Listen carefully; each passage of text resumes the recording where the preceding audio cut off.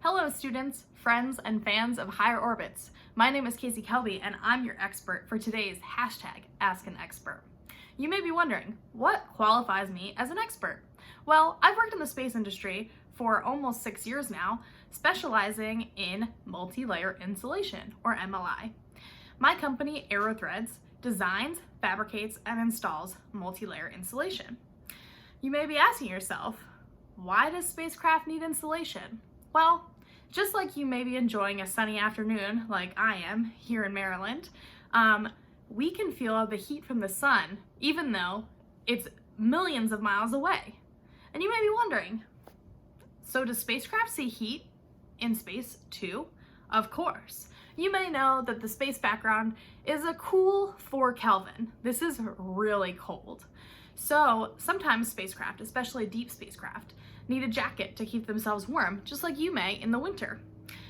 But what about the opposite case? When we're close to the sun or a big reflecting body, like say the Earth with giant reflecting oceans, you may need a little different solution, something that may dissipate heat much quicker.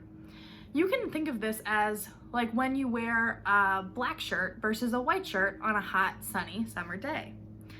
When you wear a black shirt, a lot of that thermal energy from the sun will be absorbed because of the color of your shirt, versus a white shirt where you're reflecting most of that radiation away. That is the general premise of multi-layer insulation. It's about defining the number of layers and the properties of the outer layer to best support your spacecraft. And MLI is used not just in spacecraft, it can be used in cryogenic systems. Think about liquid natural gas storage or things that are really, really cold. You can use MLI there to keep hot out and keep the cool in. Similarly, you can see metallized films, shiny reflective films that are used in the rafters of commercial buildings. And this is for the same purpose. It's to reflect radiant heat back out into the environment and keeping the inside of the building cool in the summer and warm in the winter.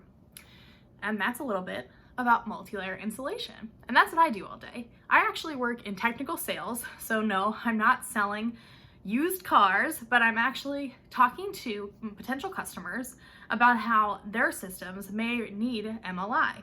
And I kind of act as I think of it in my head as like a thermal matchmaker.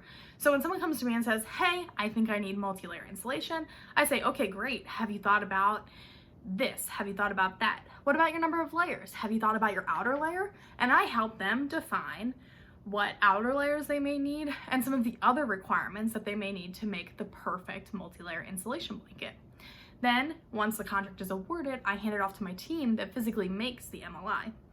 Don't worry, I am not allowed to make MLI, although I am pretty good at crafting. My team is much better at fabricating. And a lot of my team actually has backgrounds in arts and sewing. So they actually studied fiber and textile art. So just like you can make clothes for yourself or a friend or a loved one, they make MLI as the clothes of spacecraft. So if you can cover a body, you can really similarly cover a spacecraft. Not something that you hear about every day, but it's true. You don't have to be an engineer, although I am an engineer. You don't have to be an engineer to work in the space industry. So if you're interested in maybe working in space, but you love art, and maybe you like science, but you're not in love with it, you don't have to be a scientist to work in the space industry. You could study art and make multi-layer insulation. You could study communications and work in marketing. There are lots of paths to get involved in the space program, and you can always apply to be an astronaut. Just saying, because we'd all love to do that. But anyway, to get back on track here, beautiful Michelle Lucas has sent me a question to answer for you guys that was submitted by Chef Spidey on Twitter. So Chef Spidey asks, for all the young minds out there, not sure if they can have a future in the space program, regardless of the branch they are interested in, what is one sage piece of advice you can offer them as encouragement to follow their dreams? Spidey, that's a great question. And I take it really to heart because I am actually only, when I first decided to study engineering, I was the only engineer that I knew of in my immediate family. So for me, when I went into school, I had no idea what I was getting myself into. And you can ask my friends, I struggled pretty hard in school, and I really didn't know if this was going to be a fit for me, even though I totally love space and I was a total nerd, and I loved astronomy and backyard observing and astrophysics and black holes. I was really excited about space, but I didn't feel like I was getting anywhere or I was doing a good job. And my advice for you is just to keep going. If it's something you truly love, you can make it happen.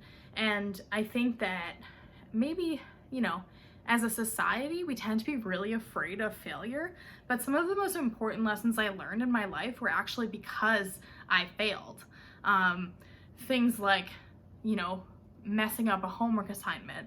It teaches you to give yourself more time to do the assignment, or do more research, or, go to office hours or talk to your teachers, and be more confident in your answer. And I think too, even on a professional level, I've learned a lot on the job that wasn't taught to me in class. So be willing to try something new, make a mistake, but don't ever give up. And really be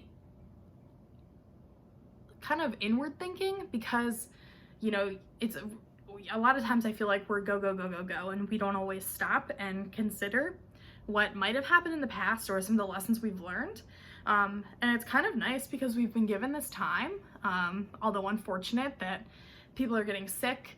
But for those of us that are staying at home and sheltering in place, maybe you have a little extra time on your hands to really think about maybe what mistakes you've made and what you've learned from them. So to sum that long-winded answer up, don't give up, learn from your mistakes, and everything else will work out fine. If your heart's in the game, you can get there. So that's all I have for you today.